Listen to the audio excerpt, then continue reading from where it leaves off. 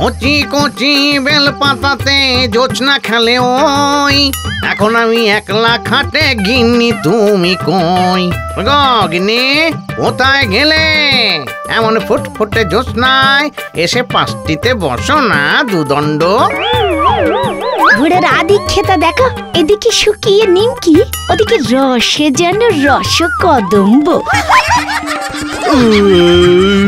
গিন্নি আজ কচি পাঠার ঝোলটা যা রেঁধেছিলে না, গেলাম গো, বললাম গো। আরে ধুস ধুস ধুস, এ তো স্বপ্ন দেখছিলাম। তবে থেকে অপেক্ষা করছি যে ব্রাহ্মণী মরবে। আমার কপালে কি আর ঘর কন্যার সুখ আছে কে জানে।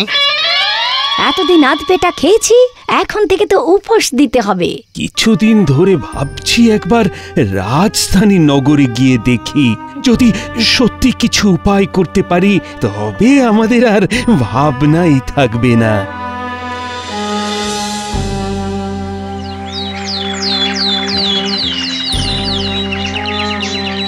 এইটুকু সঙ্গে রাখো, পথে খিদে পেলে খেও।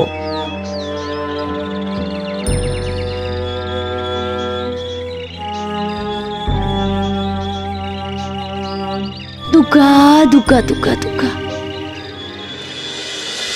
ব্রাহ্মণ চললো, তাহলে আর আমাকে ব্রাহ্মণীর মৃত্যুর জন্য অপেক্ষা করতে হবে না। ব্রাহ্মণ সেজে সুনুত করে ঘরে ঢুকে পড়তে পারলেই ব্যাস কেল্লা ফতে। ব্রাহ্মণীর সঙ্গে ঘর করব, রোজ ভালো মন্দ খাবো, ব্রাহ্মণী আমার পিঠের ঘামাচি মেরে দেবে, আর আমি ব্রাহ্মণীর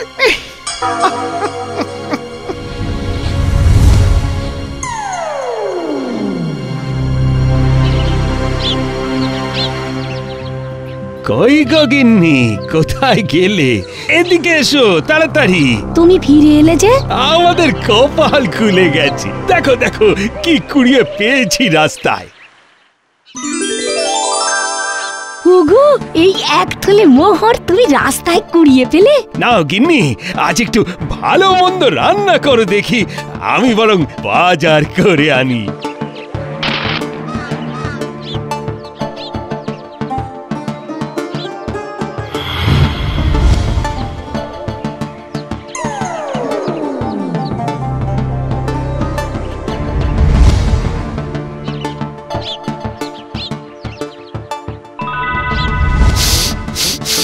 আজ খাবো কালিয়া কোপ্তা, কাল খাবো পাঠার ঠ্যাং, পরশু খাবো মুড়ি ঘন্ট, ড্যাডাঙে ড্যাডাঙে ড্যাডাঙে ড্যাং।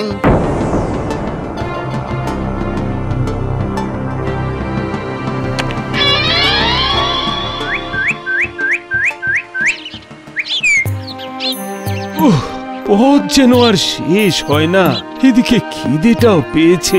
না, একটু জিরিয়ে না নিলে আর যে চলতে পারি না।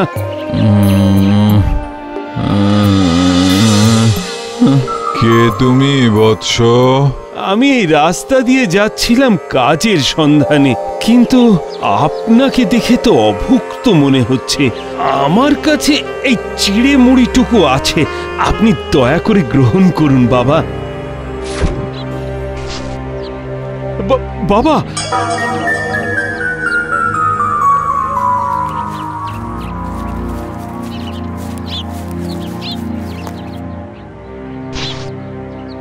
কই গো, কোথায় গেলে?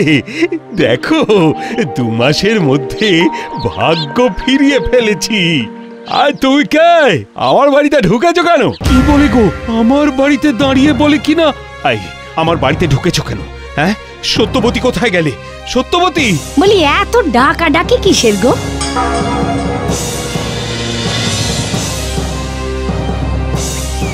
হ্যাঁ, ও মা গো, এ কে গো? এ যে অবিকল তোমার মতো চেহারা। সত্যবতী, আমায় চিনতে পারছো না? এই দেখো না, দেখো আমি রাজধানী নগর থেকে কত কি উপার্জন করে ফিরেছি।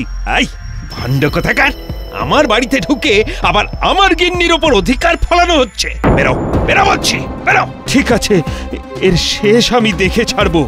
এ ভণ্ড ঠিক প্রমাণ হবে। আমি রাজামশাইয়ের কাছে গিয়ে বিচার চাইবো। গিন্নিও আমায় চিনতে পারলো না।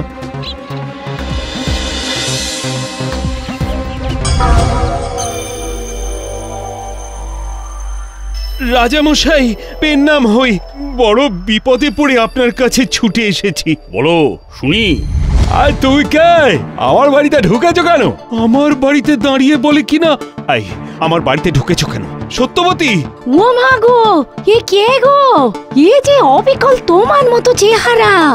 সত্যবতী, আমায় চিনতে পারছো না? আই, ভান্ড কোথাকার!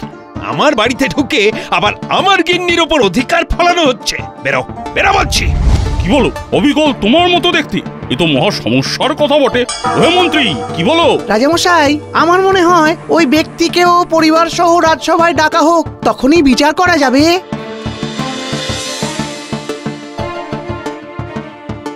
প্রণাম রাজামশাই। প্রণাম মহারাজ। বলো বলো তোমাদের অভিযোগ, রাজামশাই শুনছেন। রাজামশাই, আমি একজন গরিব ব্রাহ্মণ। অভাবে তাড়নায় মাস দুয়েক আগে বাড়ি ছেড়ে ভাগ্যান্বেষণে বেরোই। গতকাল নিজের বাড়ি ফিরে দেখি এই ভণ্ড আমার সুখের সংসার অধিকার করে রেখেছে। যাহা মিথ্যাবাজি মহারাজ! আপনার আর ভগবানের আশীর্বাদে ইদানিং একটু সুখের মুখ আমরা দেখছি রাজামশাই। আর এই বহুরূপী এসে জোর করে আমার ঘরে ঢুকে পড়তে চাইছে। এই শয়তান বহুরূপীর হাত থেকে আমাদের বাঁচান। হায় হায়, বিশ্বাস করুন রাজামশাই, আমি আসল ব্রাহ্মণ। মন্ত্রী, এই সমস্যার সমাধান কি করে সম্ভব? আপনি চিন্তিত হবেন না মহারাজ। ওহে ব্রাহ্মণী, তুমি তোমার স্বামীর শরীরে এমন কোনো চিহ্ন বা দাগ জানো যেটা সাধারণভাবে উপর থেকে চোখে পড়ে না? হ্যাঁ হ্যাঁ, জানি মহারাজ। আমার স্বামীর কোমরের ডান পাশে একটা খুব হালকা জরুল আছে। সত্যবতী ঠিক বলেছে মহারাজ, ওই জরুল আমার জন্মদাগ। ওটাতেই প্রমাণ হবে কে আসল আর কে নকল। এই রে, এটা তো জানা ছিল না। ভাগ্যিস ব্রাহ্মণী এতদিনে ওটা খেয়াল করেনি। যাই হোক, আমিও হলাম ব্রহ্মদৈত্য, ভৌতিক ক্ষমতা প্রয়োগ করতে হবে।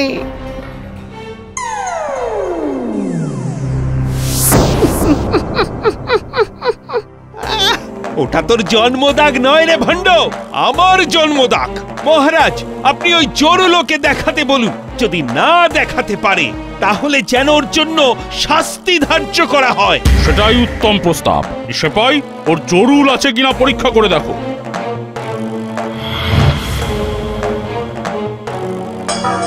না মহারাজ, এর শরীরে কোনো জড়ুল নেই। এই দেখুন।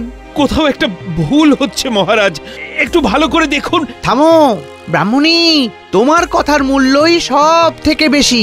বলো। মহারাজ, এই ভণ্ড, এর কোনো জরুল নেই। আমার কোনো ভুল হচ্ছে না। এবার তাহলে আমি দেখাই জরুলটা।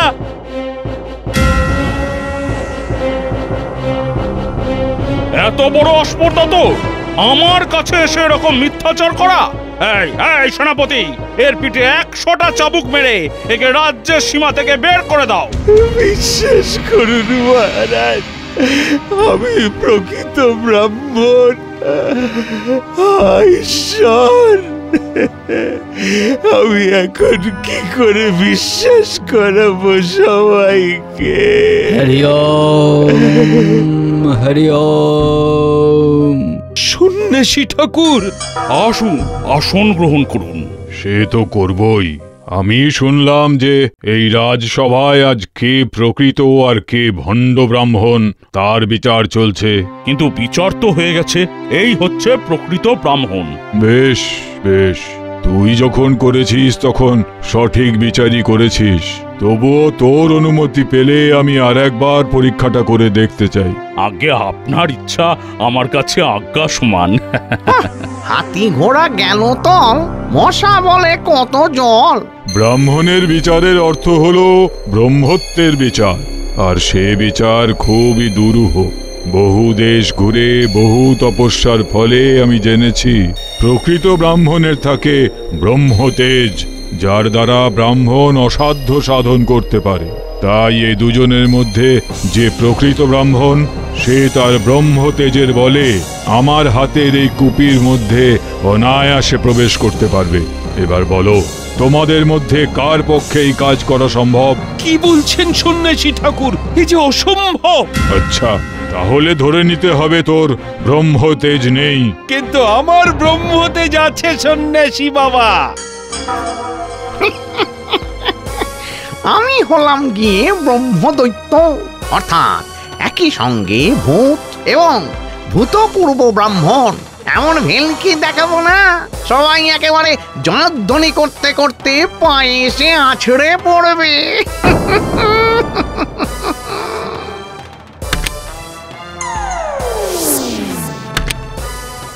এই, এই, এটা কি হলো? বেটা বিটলে সন্ন্যাসী, বের কর আমায়। ভালো হবে না বলে দিচ্ছি। কে এবারে বুঝতে পারলে তো সবাই যে কে প্রকৃত ব্রাহ্মণ?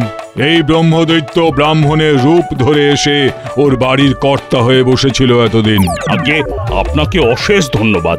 আজ আপনি না থাকলে আমার হাতে এক নির্দোষের শাস্তি হতো। হ্যাঁ হ্যাঁ, আমারও ভুল ভেঙেছে। ওগো, আমায় তুমি ক্ষমা করে দাও। আপনি আপনি আমার জীবন বাঁচালেন সন্ন্যাসী ঠাকুর।